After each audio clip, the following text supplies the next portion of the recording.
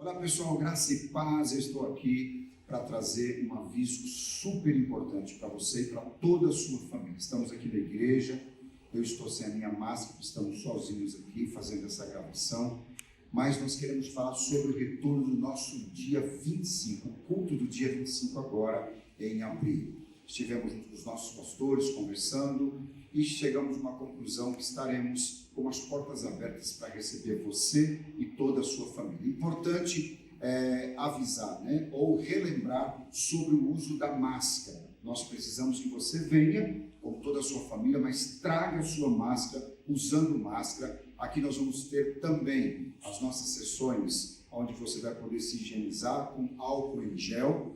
Os nossos irmãos do concierge e diaconato estarão prontos para receber você e toda a sua família. Aqui dentro da igreja nós temos as nossas cadeiras desenhadas para as famílias. 4 cadeiras, casal e 2 filhos, 3 cadeiras, casal e 1 filho, 2 cadeiras, casal e 1 cadeira, pessoa que está vindo sozinha. É claro que se você está na mesma casa, em um grupo de família, procure sempre sentar juntos para nós evitarmos qualquer problema.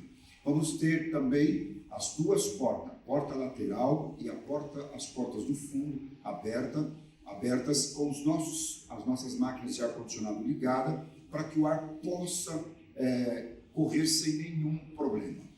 Importante, as nossas inscrições, nós apenas vamos liberar 25% da nossa capacidade que temos aqui na igreja. As inscrições vão aparecer lá, amém? E você poderá entrar e fazer a sua inscrição. Vamos ter disponível um número bastante baixo de inscrições, então não perca tempo. Fechou, não abriremos mais para esse culto do dia 25. No culto da ceia do Senhor, nós estaremos apresentando, dando a oportunidade de fazermos 2 reuniões, ou seja, 2 cultos, um das 9 às 10h30 da manhã e o segundo das 11 a meio-dia e meio, apenas no nosso memorial de ceia do Senhor. Então se prepare, esteja conosco, vamos fazer uma grande festa no dia 25, junto com a sua família, juntos vamos adorar e glorificar o nome do Senhor Jesus. Não se esqueça, importante fazer a sua inscrição. Não esqueça disso, porque isso é muito importante para todos nós. Que Deus te abençoe, que Deus te guarde e tenha um dia abençoado, em nome de Jesus. Bom dia, igreja, a paz do Senhor, sejam bem-vindos a mais um domingo, mais um culto de adoração ao Senhor. Você aí na sua casa, nós te convidamos, vamos adorar juntos com muita alegria. Coloca tudo pro lado, levanta a sua voz e adore a Ele, que é o Rei dos Reis, o Senhor dos Senhores.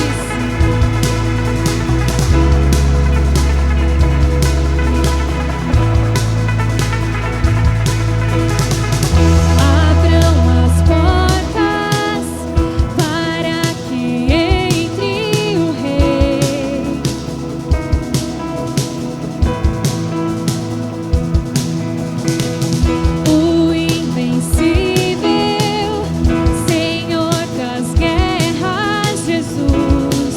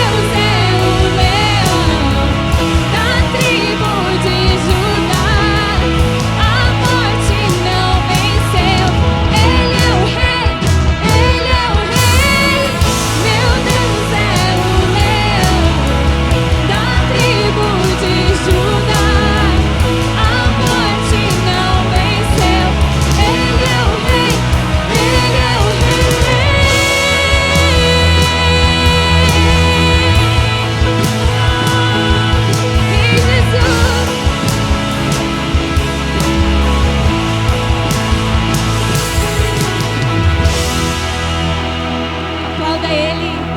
Diga palavras de amor. Diga palavras que exalte o nome do nosso Rei Jesus. Ah, Senhor, nós bendizemos o Teu nome.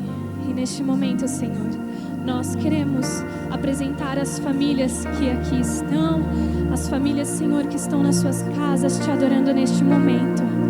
Jesus, entra nessas casas, nesses corações. Jesus, nessa manhã nós queremos te apresentar essas vidas. Se você puder aí na tua casa, onde você estiver, se você estiver com alguém do seu lado, dê as mãos, se abracem vocês em família, adorem ao Senhor juntos e juntos entreguem essas palavras de bênção. Profetize bênção para a tua família, para a tua casa e para a tua geração. Que o Senhor te abençoe e faça brilhar seu rosto em ti, que conceda sua graça e te dê paz.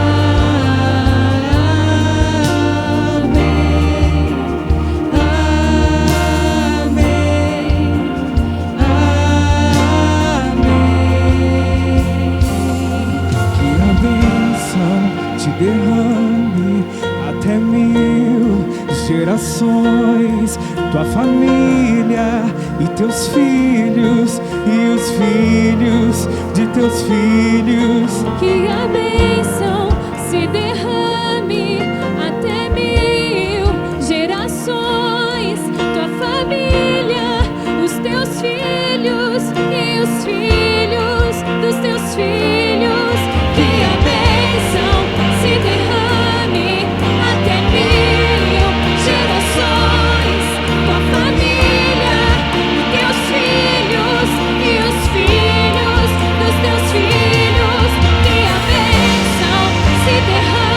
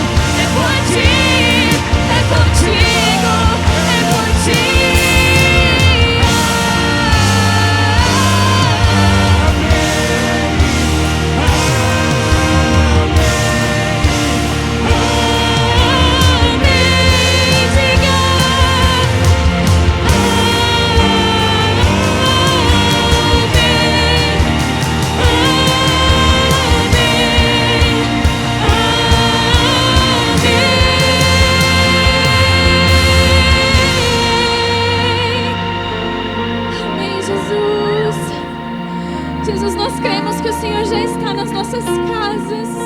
Nós cremos que o Senhor já inundou corações. Senhor, nós profetizamos, Senhor, a cura dessa nação. Nós profetizamos cura nas famílias.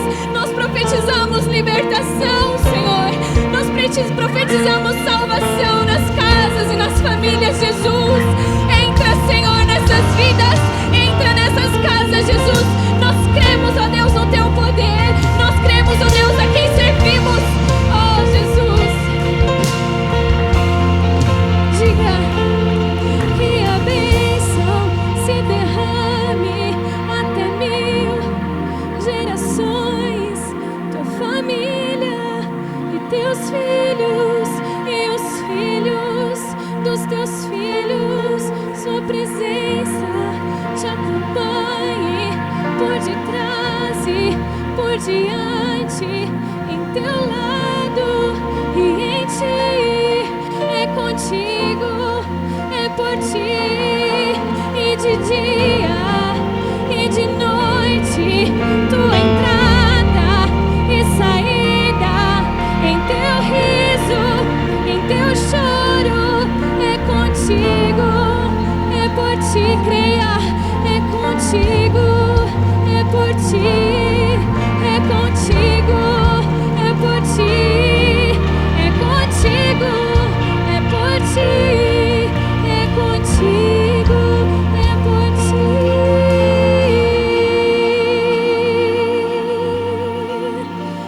Aleluia. Oh, Jesus, nós cremos, ó Deus, no Teu poder. Nós cremos em Ti, Jesus, o Deus da terra e o Deus dos céus.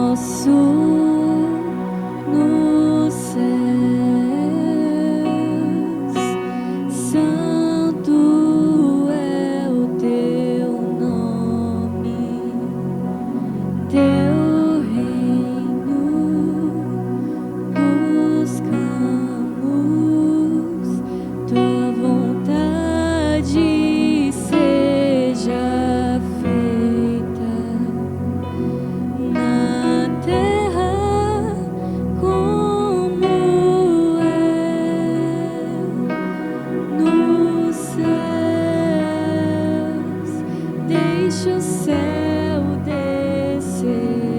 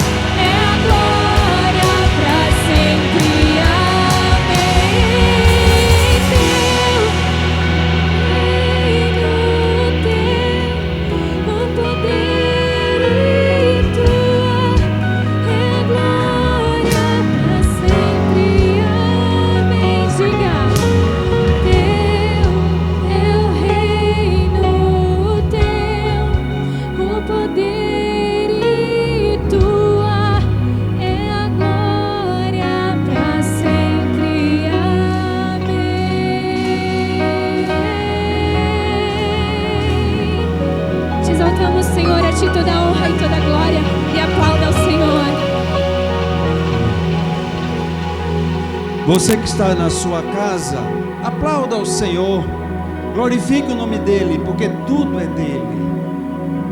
O céu, a terra, o mar, tudo que nele há, tudo é dEle. Louvado seja o nome do Senhor. Vamos conversar com Deus, vamos orar, pedir a Ele a sua direção na condução da palavra dEle. Senhor nosso Deus, eterno Pai, graças te damos pela oportunidade de estar nas tuas mãos nesta manhã e podermos trazer o teu recado aos nossos corações, como tu trouxeste ao meu. Traze o coração de cada um em nome de Jesus, que todos nós saiamos, recebamos e estejamos satisfeitos e gratos a ti, em nome de Jesus, amém. Vamos ver 1 João 4,12. Esse texto fala algo muito sério, muito importante. E nós vamos discorrer sobre algo. Ao final a gente volta para o texto. Aparentemente ele estará esquecido, mas é de propósito.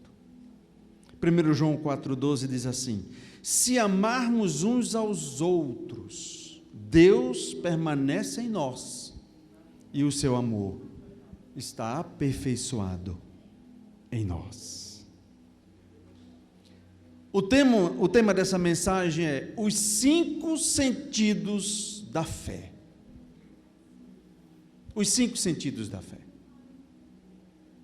E nós poderemos fazer uma pergunta já. Os 5 sentidos da fé farão sentido para você? Farão sentido para você aí em casa? Há uma frase de um filósofo, um grande filósofo britânico, chamado John Locke. Olha o que ele disse: nada há na inteligência que antes não tenha estado nos sentidos. Para chegar à minha inteligência, tem que passar pelos meus órgãos dos sentidos. O que nos faz perceber o mundo ao redor? O que é que nos faz relacionar com tudo que entra em contato conosco? Com toda certeza, sem medo de errar, são os 5 sentidos: visão, audição, paladar, olfato e tato. Nós vamos viajar neles por esta meditação. Os nossos sentidos são aqueles que nos põem em contato com o mundo e com as pessoas. Nós chamamos de órgãos de captação. Tudo que nos cerca, eles estão recebendo. Esses órgãos nos permitem agir, reagir e interagir com o meio em que vivemos. Nós fomos moldados à imagem de Deus, que nos fez para quê? Para diálogo, para encontro, para relacionamento, porque só nesse contexto de aproximação interpessoal, um com o outro, nós construímos a nós mesmos por dentro, lá no íntimo. É lá dentro que nós nos tornamos humano, conectivo, relacional. Entretanto, como tudo à luz da fé, os sentidos podem nos falar de algo mais, que sozinhos não revelariam. E é o título dessa mensagem: os sentidos da fé. O nosso foco hoje é a santificação desses sentidos, ou seja, a separação deles para uso exclusivo de Deus. Só que a gente precisa entender algo que é muito importante. Os sentidos do nosso corpo, neles, em si mesmos, os sentidos são neutros. O bem ou o mal, eles não provocam isso. Os sentidos são servos, destituídos de vontade. Eles não fazem o que eles querem. Eles não têm vontade própria. São necessários, sim, para a nossa comunicação. São necessários à vida. Sem eles, permaneceríamos em trevas absolutas. Vegetaríamos, na verdade, sobre a terra.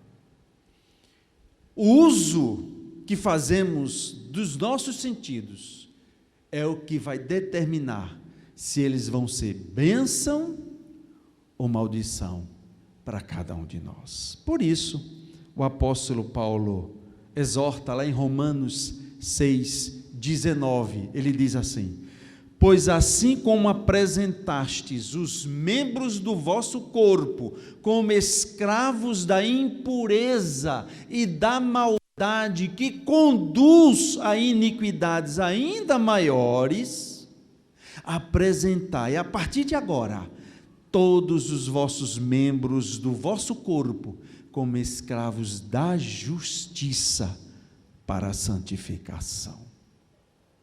Esse texto é fantástico.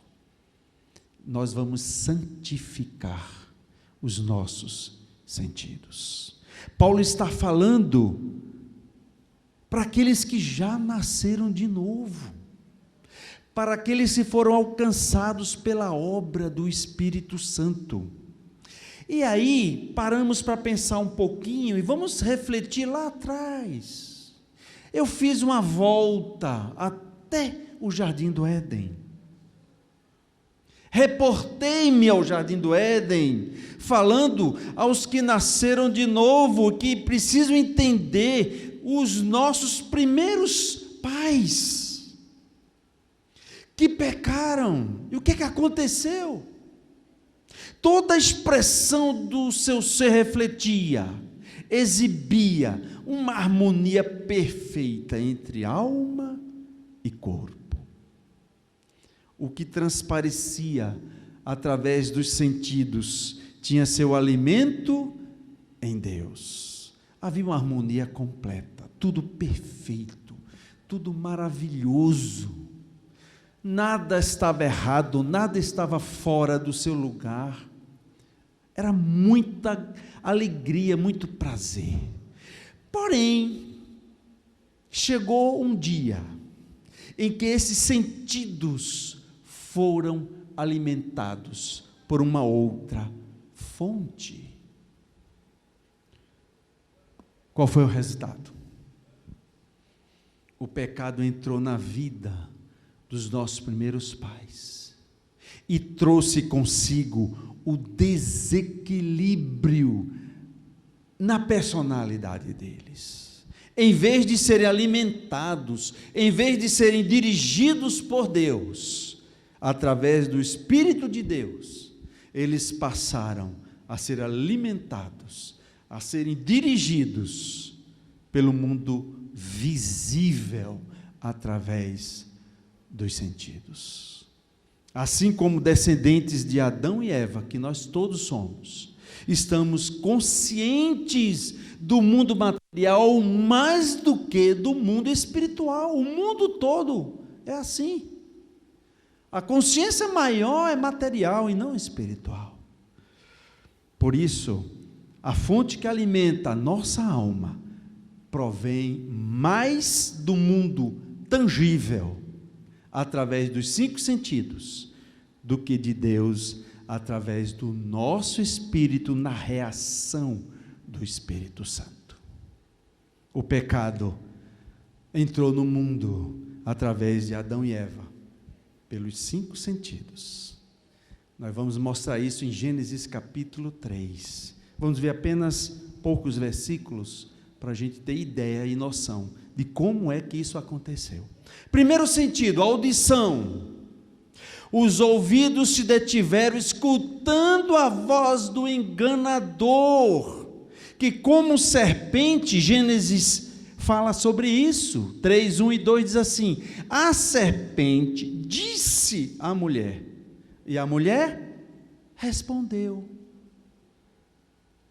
A mente, que é sede da alma, passou a ser alimentada por aquela fonte maligna, induzindo mortalmente a vida da Eva. O tentador começou seduzindo a sua mente pela audição.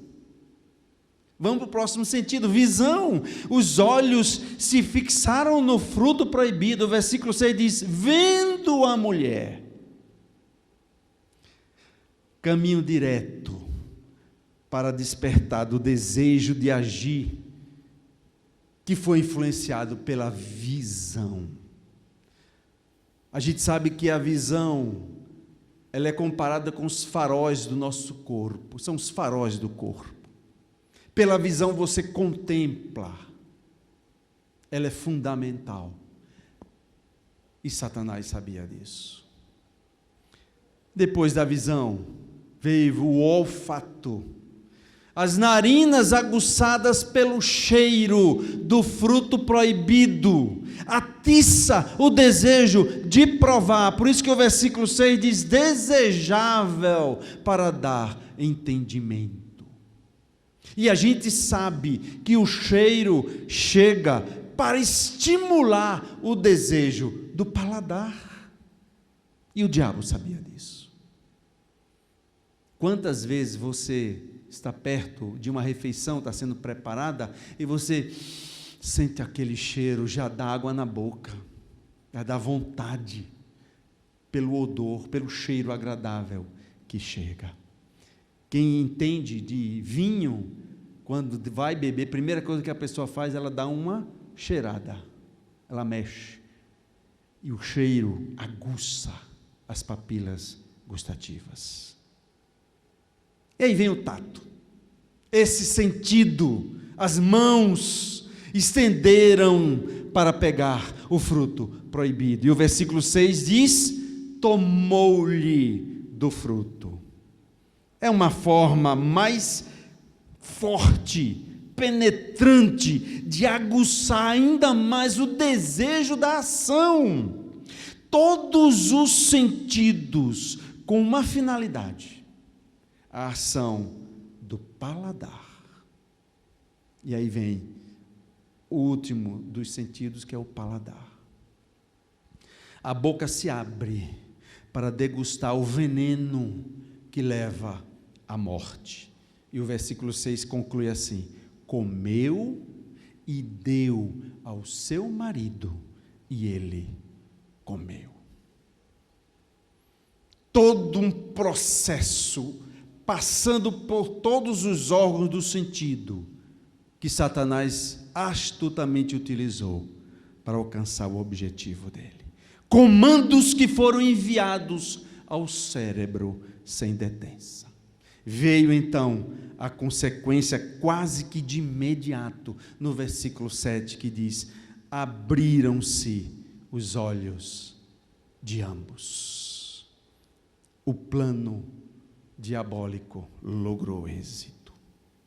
O homem submeteu os seus 5 sentidos do corpo à influência do enganador, rebelou-se contra Deus, sujeitou-se aos desejos despertados em seu corpo. Qual foi o resultado?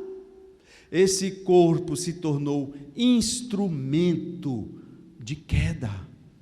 O homem passou a ser escravo dos apetites da carne, a ser guiado mais pelo mundo dos sentidos do que ser guiado pelo Espírito de Deus. E aí teve início o que Paulo descreveu em Romanos 7, 23, que está assim: contudo, vejo uma outra lei agindo nos meus membros do meu corpo, guerreando contra a lei da minha razão, tornando-me prisioneiro da lei do pecado que atua em todos os meus membros. consequência da queda. O pecado mexe de tal forma que esse servo de Deus ficou: o que é que eu faço? Como é que eu ajo? Eu vejo essa lei me escravizando pela natureza pecaminosa. Mas Paulo não para aí nesse relato, nessa guerra da alma contra o corpo, do corpo contra a alma. Ele não para. O capítulo 7 termina com graças a Deus por Jesus Cristo nosso Senhor. Apesar de tudo que aconteceu na minha carne, graças a Deus por Cristo ter vindo e ser quem Ele foi. E o apóstolo Paulo avança e continua nesse relato de guerra. Vai até o capítulo 8 de Romanos, e lá ele revela espantosas realidades da vida em Cristo, da obra da regeneração do Espírito Santo no nosso espírito. Leia depois em casa, aí onde você está, Romanos 8, do versículo 1 ao versículo 17, e você vai ver que coisa maravilhosa o apóstolo Paulo deixou para nós.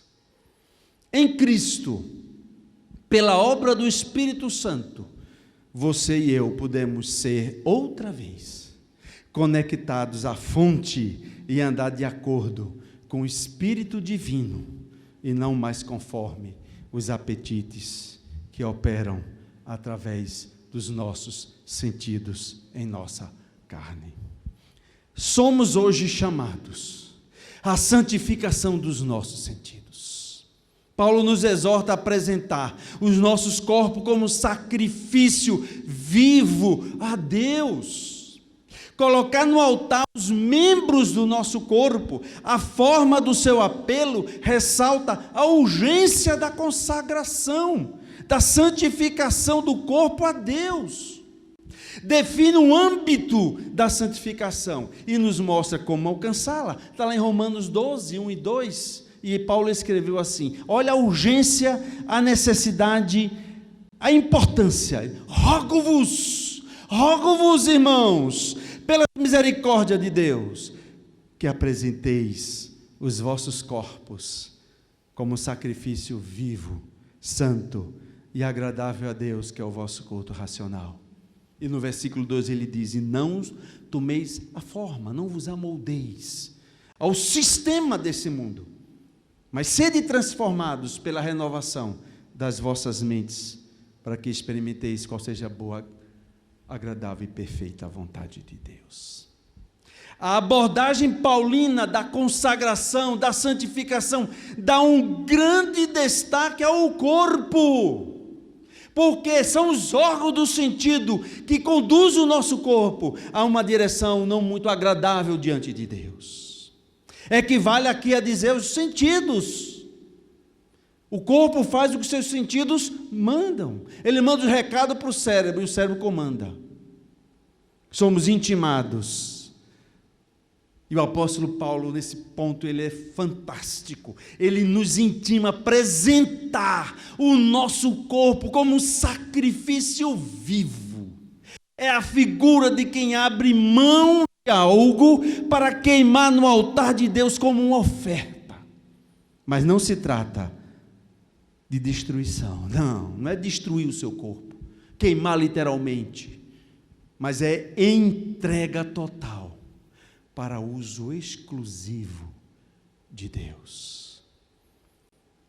Nossa santificação inclui todos os sentidos do corpo e deve estar em consonância com o padrão bíblico. Por isso que a Bíblia foi escrita, para nos mostrar o padrão. Paulo instruiu a igreja a ser totalmente consagrada a Deus, o que inclui os membros do corpo, os órgãos dos sentidos, falando sobre o milagre do nosso próprio corpo ser transformado em templo do Espírito Santo. Olha que coisa fantástica. Apesar de nós somos templo, nós somos habitação do Espírito de Deus. Olha 1 Coríntios 6,19, o que é que Paulo diz? Acaso, ele faz uma pergunta: Acaso não sabeis que o vosso corpo é santuário do Espírito Santo que está em vós, o qual tendes da parte de Deus e que não sois de vós mesmos? Preste atenção, você é templo, é santuário do Espírito Santo, você não pertence a você, você não é de você, você é de Deus, é isso que ele está dizendo. E ele responde essa pergunta e conclui numa forma de uma exortação maravilhosa no versículo 20 de Coríntios 6. E ele diz assim: porque vocês foram comprados por bom preço. Glorificai, pois, a Deus no vosso corpo e no vosso espírito. E ele conclui dizendo: os dois, ambos, pertencem a Deus. Por isso que o espírito está pronto, mas o corpo pertence a Deus. Apesar da fraqueza, ele tem o Espírito Santo dentro. Apesar de sermos quem somos, o nosso corpo pertence a Deus. A santificação precisa ser total, para que se torne aceitável por Deus. Consagração dos sentidos é você doar a Deus em qualquer lugar, em qualquer momento, aquilo que Ele te deu tão maravilhoso e tão bonito. Necessitamos de disposição para a nossa entrega total. A santificação exige essa disposição. Sabe quem é o nosso exemplo? O nosso supremo padrão de santificação é Jesus Cristo. Jesus foi tão totalmente consagrado que ele entregou o seu corpo para ser pregado na cruz. Antes de sua morte, ele negou os seus sentidos corporais. Aos prazeres do pecado ele negou. Até mesmo suas necessidades que eram legítimas, ele abriu mão delas. Jesus submeteu o corpo ao Pai, fazendo sempre a vontade do Pai no uso dos seus sentidos. Que é um exemplo, ele estava com fome. O paladar de Jesus não cedeu à tentação de transformar pedra em pão, morto de fome, mas o sentido do paladar estava em Deus.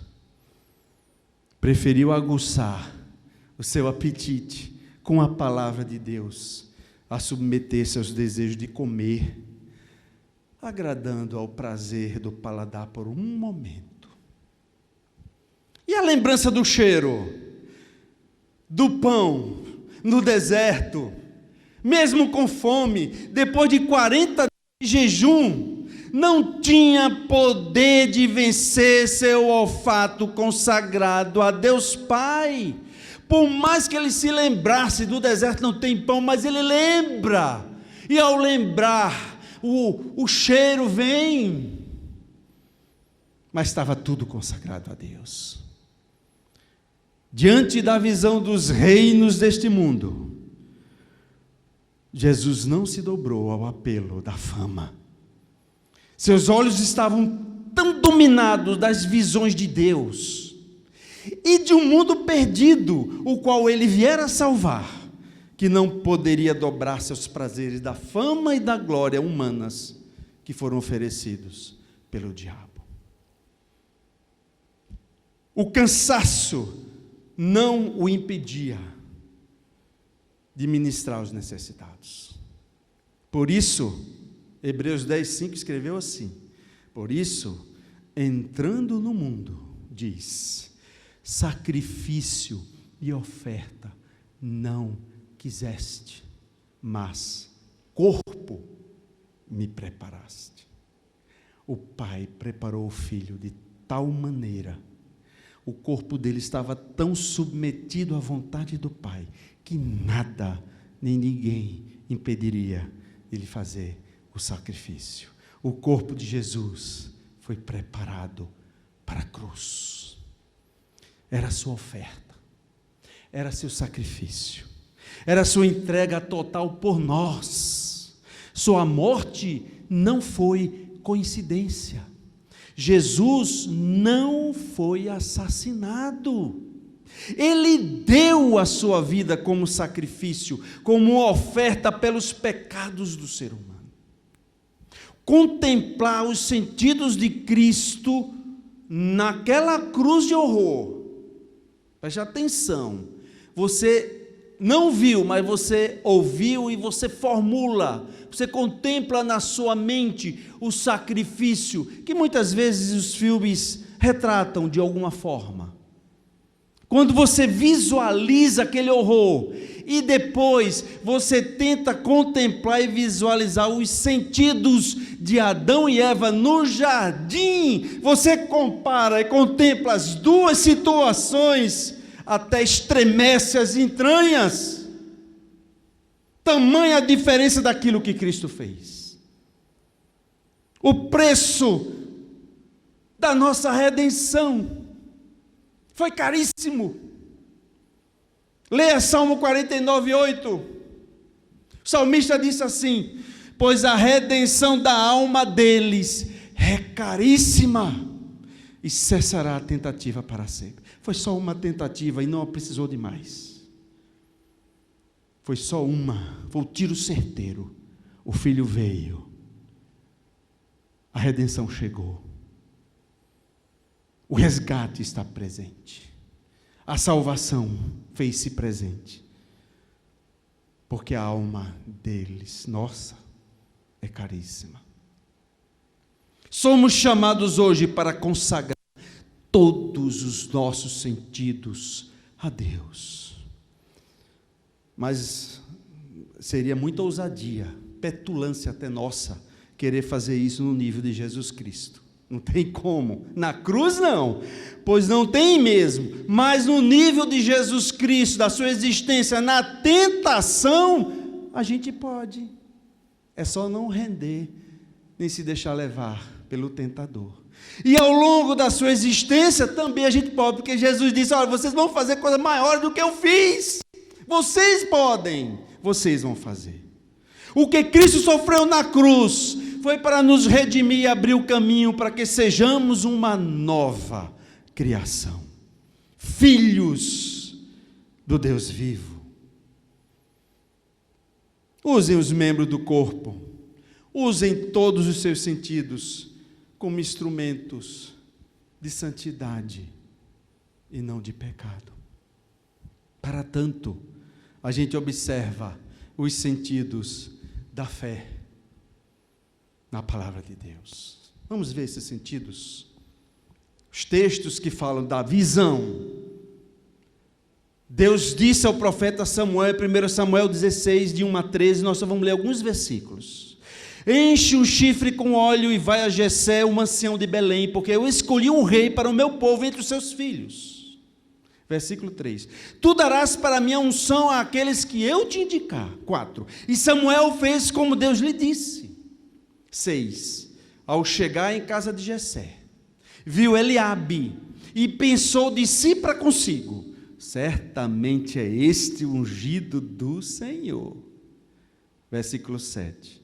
Mas Deus disse a Samuel: não te deixes impressionar pelo seu belo aspecto, nem pela sua alta estatura, pois eu não o escolhi. O que tu vês não importa. O homem vê as aparências, mas eu vejo o coração. Ver com o coração é ultrapassar, é ir além dessa carapaça, dessa casca das aparências. Isso só é possível a partir da intimidade com Deus, pela oração, pelo conhecimento da sua palavra. Só assim, e só assim, vão desabrochando em nós os critérios divinos desse nosso processo de santificação dos nossos órgãos do sentido. Os critérios da palavra em nós são como óculos novos. Já viu como é que funciona o óculos novinho? A partir deles, começamos a ver a realidade que nos rodeia e que construímos muito mais claramente. É tudo novinho. De fato, as coisas nunca são apenas o que são. É o modo como as vemos, os óculos com que olhamos e a luz com que as iluminamos, que nos fazem agir e reagir de uma determinada maneira e não daquela outra. Se aprendermos todos os dias a iluminar nossa realidade com a luz da palavra de Deus, olhá-la com os óculos do Espírito Santo, acontecerá em nós a bênção da transformação. Segundo sentido, audição. Lá em Isaías 55, 1-3 diz assim: o Senhor diz: atenção, todos vós que tendes sede, vinde beber desta água. Mesmo os que não tendes dinheiro, vinde, comprai trigo para comer, sem pagar nada. Levai vinho e leite, que é tudo de graça. Por que gastais o vosso dinheiro naquilo que não vos alimenta? Por que gastais o vosso salário naquilo que não pode saciar-vos? Se me escutardes, a vez de comer do melhor e saborear pratos deliciosos, prestai-me atenção e vinde a mim. E aí ele conclui no versículo 3: escutai-me e vivereis. Escutar a palavra de Deus não é uma tarefa apenas dos ouvidos, mas é uma tarefa do coração. Os ouvidos muitas vezes ouvem as mediações da palavra, mas a palavra só o coração pode escutar, compreender, fazer germinar frutos de uma nova vida. A palavra de Deus, na verdade, é Deus dizendo, é Deus se comunicando, é Deus fazendo o encontro entre nós e em nós. O jeito de Deus dizer não é um som, uma voz, uma escrita ou uma codificação linguística, é muito mais do que isso. É isso, mas o jeito de Deus se comunicar é em relação, é uma relação que Ele quer ter conosco. Deus quer intimidade. Nós somos a coroa da criação, o salmista diz, e Ele nos fez dessa forma porque Ele quer estar conosco e em nós em intimidade. Só devemos verdadeiramente a alguém, só nos comunicamos realmente com alguém através de relacionamento, mais do que palavras. Somos quem somos, não o que dizemos. A palavra de Deus é isso. Deus encontrando-se conosco numa discreta, profunda, transformante relação de amor. É pessoal, é particular, é de intimidade. Escutar a palavra de Deus é mais do que ouvir as coisas que Deus diz, é dar espaço interior à ação dEle, para que Ele se declare e se revele a nós. É essa atitude de disponibilidade que vai me apurando e vai te apurando, vai nos afinando, segue melhorando a nossa vida e transformando o nosso coração para sermos cada vez mais do jeito de Jesus Cristo, o nosso Senhor. Terceiro sentido é o paladar. Lemos em Mateus 26, 26 a 29 o seguinte: enquanto comiam Jesus e os seus discípulos, Jesus tomou o pão e, depois de dar graças, partiu e deu aos discípulos, dizendo o quê? Tomai, comei, isso é meu corpo. Depois tomou um cálice, deu graças, entregou-lhe aos discípulos, dizendo: bebei dele todos.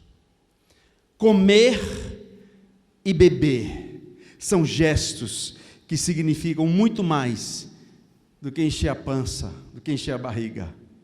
Simplesmente isso.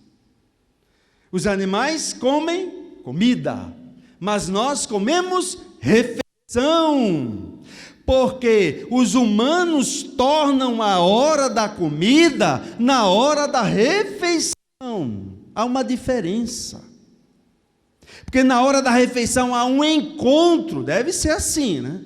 Um encontro entre pessoas. À mesa estamos todos face a face.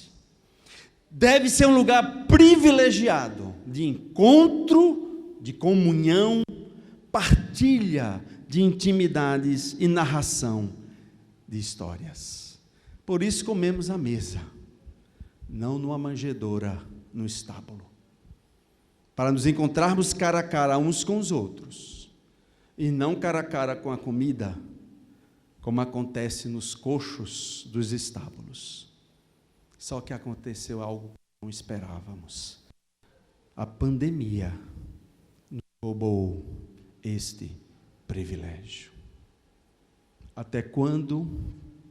Não sabemos.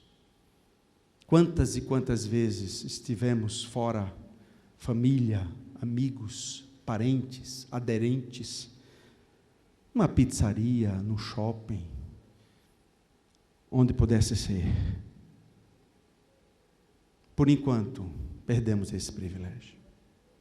Comer é símbolo bíblico muito importante para falar de encontro, de convívio, de comunhão, de acolhimento, de intimidade. Aceitar alguém em nossa mesa é abrir as portas da nossa intimidade, dar lugar àquela pessoa na nossa vida. Além disso, comer é mais do que mastigar e engolir. Comer implica tomar o gosto às coisas, sentir o paladar e ter prazer. Por isso é necessário comer e beber o corpo e o sangue de Cristo. Corpo e sangue, em uma linguagem bíblica que remete à vida. É necessário comer e beber da vida de Cristo, simbolizada nos elementos da ceia. Isso não acontece ao nível da boca, nem do estômago. Comer e beber de Cristo, de Jesus ressuscitado, é comungar com Ele pela escuta da sua palavra, pelo acolhimento do seu Santo Espírito interpelante, Ele que é esclarecedor através das suas mediações. Saborear a realidade com o paladar de Jesus Cristo. Este é o segredo da verdadeira sabedoria. A sabedoria dos felizes, a sabedoria dos fiéis, a sabedoria dos profetas. Por isso que Isaías 52:7 diz assim: quão formosos são os pés do que anuncia as boas novas, do que faz ouvir a salvação. Quarto sentido é o olfato. Quando Deus fez o céu e a terra, ainda não havia na terra nenhuma planta do campo, pois no campo não havia brotado nem erva, nem flor, nem nada. Deus não tinha feito chover sobre a terra, não havia homem ainda que cultivasse o solo e fizesse subir água para regar a superfície do solo. Então Deus foi criando, e depois Ele modelou o homem à sua imagem, com a argila do solo. Soprou-lhe nas narinas o sopro de vida, e o homem se tornou alma vivente. Gênesis 2, de 4 a 7. O olfato é um dos órgãos mais extraordinários que há, porque através dele estamos permanentemente interagindo de maneira única com o ambiente que nos rodeia. Estamos constantemente inspirando e expirando, ou seja, introduzindo em nós o ambiente que nos rodeia e expirando, marcando o ambiente com o que brota de dentro de nós para fora. por estarmos sempre inspirando e expirando nessa interação permanente com o ambiente em que vivemos, os nossos antepassados da fé perceberam o ar como símbolo do Espírito Santo e inspiração e expiração como símbolo da nossa relação com Deus. Por isso falamos inspiração divina. A inspiração é uma linguagem de acolhimento, encontro interior, assimilação do outro em nós, para nos modelarmos intimamente ao seu jeito. Por isso, o sopro primordial de Deus, na simbologia bíblica, é a primeira expiração de Deus sobre o homem. E esse homem, a primeira inspiração. Deus soprou, expirou em Adão, e Adão inspirou e teve vida, O homem passou a ter o fôlego de vida nessa inspiração para viver. E aí, eu me lembro dos recém-nascidos. Eu entendo bem disso. Como bebês acabados de nascer, chamados à vida, não a existência apenas, mas a vida, aquela que ele está iniciando, que nem sabe do que se trata, mas quando ele chora, ele inspira, e a vida chega, e ele tem contato com o exterior, que até então ele não sabia. Não acontece simplesmente, mas é aquela vida que se constrói com opções, com atitudes, com começo, com recomeço, no sentido do amor. Deus é permanente inspiração para nós, pelo Espírito Santo, na plenitude da história. Deus nos inspirou com um ar definitivo em Cristo Jesus. Em Jesus, Deus transmite de maneira nova o seu hálito de vida, chamado Espírito Santo. O último sentido, o tato. Marcos 5, de 21 a 34, é um texto interessante.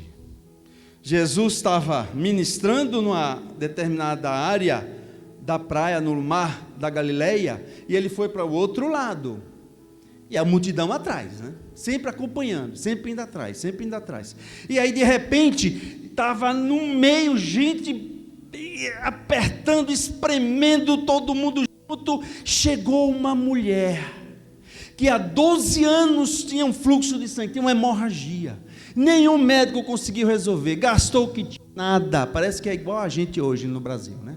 Gastou o que tinha e não resolveu. Ela soube de Jesus, e foi, não, eu tenho que chegar junto desse homem, e foi se espremendo, e foi empurrando, e foi, chegou, mas se pelo menos eu tocar nas suas vestes, eu ficarei curada. E eis que ela conseguiu, tocou, na hora cessou a sua hemorragia, na hora estava curada. Só que tem um detalhe, Jesus percebeu algo e disse: opa, alguma coisa aconteceu aqui. Quem foi que me tocou? Quem me tocou? Os discípulos: mas Senhor, o Senhor está sendo empurrado, espremido para todo lado aqui, o Senhor ainda pergunta: quem lhe tocou? Alguém me tocou, porque de mim saiu virtude. Quem foi que me tocou? E aí a mulher se apresenta: fui eu. Caiu no chão, humilhada, disse para o Senhor Jesus o que aconteceu. E Jesus diz: minha filha, foi a tua fé que te curou. Vai em paz, fica curada dessa doença. Eu sei que o tempo foi, mas eu preciso dizer isso aqui. Quando na vida dizemos que alguém nos toca muito, muito, pelo seu modo de ser, de falar. E eu me lembrei da saudosa irmã Lúcia, do Ronald. Não estamos certamente falando do toque do tato, estamos falando do toque do coração. Nessa passagem acerca do sentido do tato, aprendemos algo importantíssimo: a multidão é contrário à intimidade.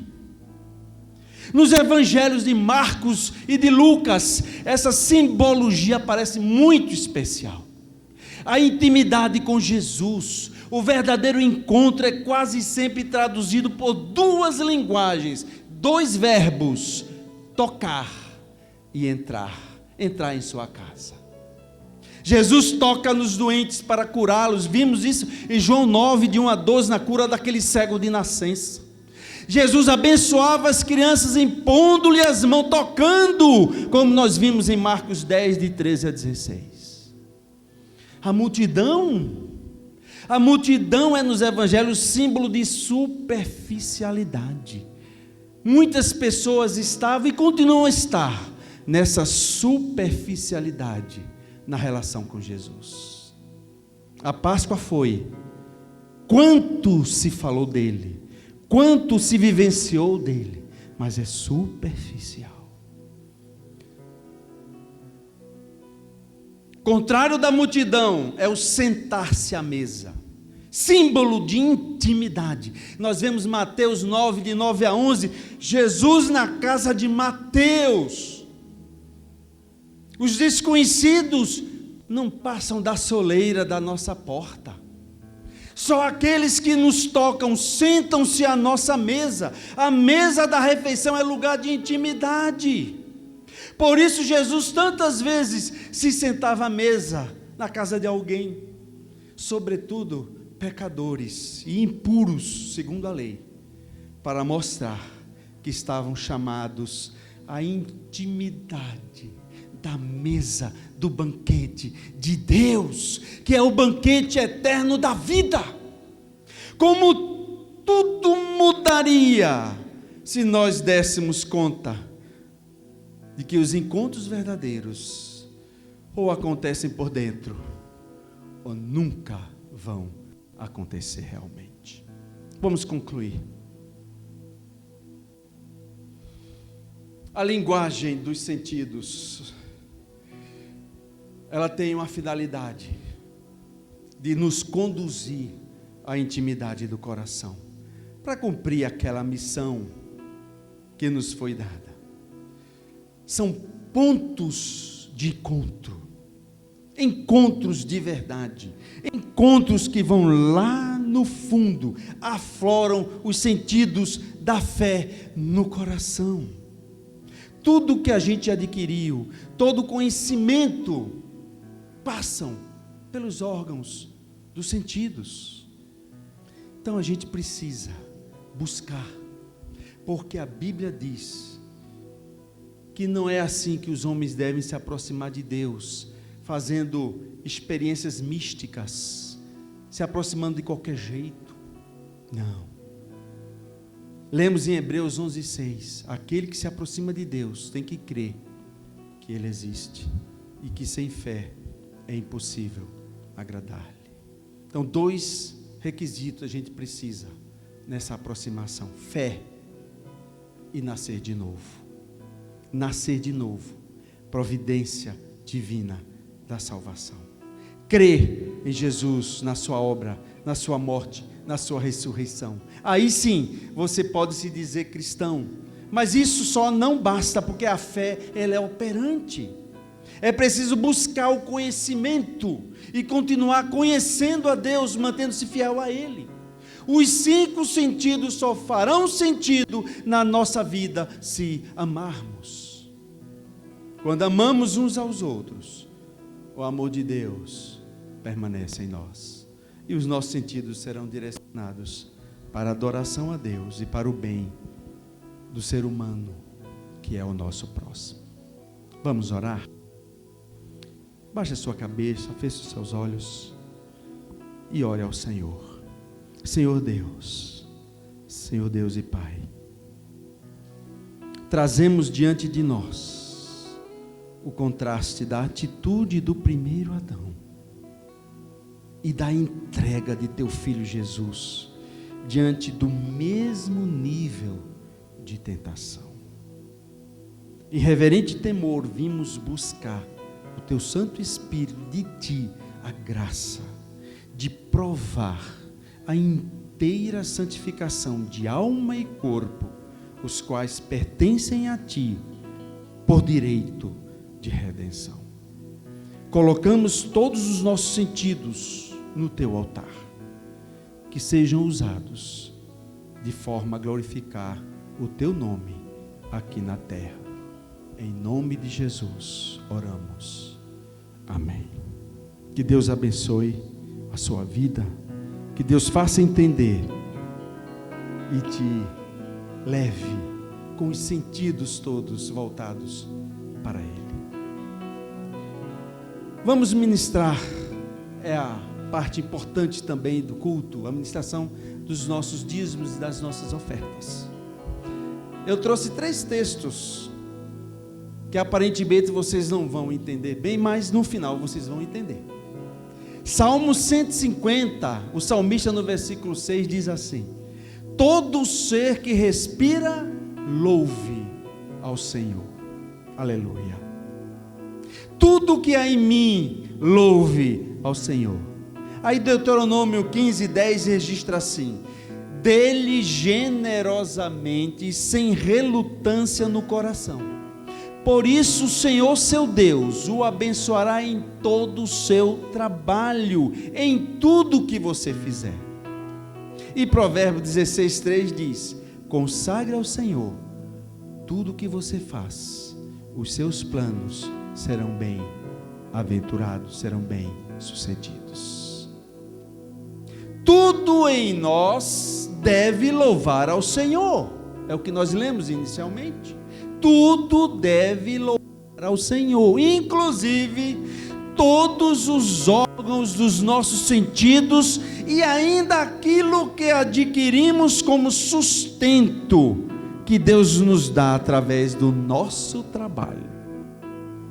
Por isso, devolvemos a 10ª parte do nosso salário e entregamos a nossa oferta de gratidão.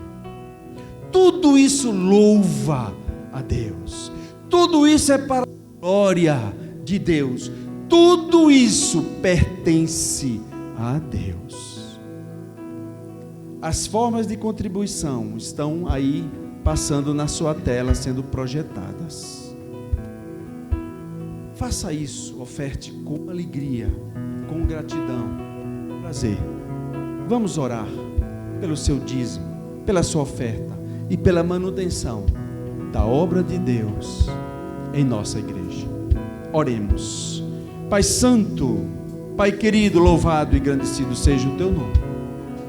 E agora, Senhor, as pessoas que estão nos assistindo, nos ouvindo e nos vendo, recebem e entendem com gratidão, com alegria e com prazer a entrega, essa oferta, essa devolução do dízimo, entregue para a tua glória, para a tua causa, para a tua igreja, para as necessidades da igreja, para as necessidades do povo, como a tua igreja tem feito. Louvado e engrandecido sejas, abençoa cada família, supre as necessidades de cada um que crê e que a fé os conduza ao momento de gratidão nesta hora, pois oramos em nome de Jesus. Amém e amém. Deus abençoe.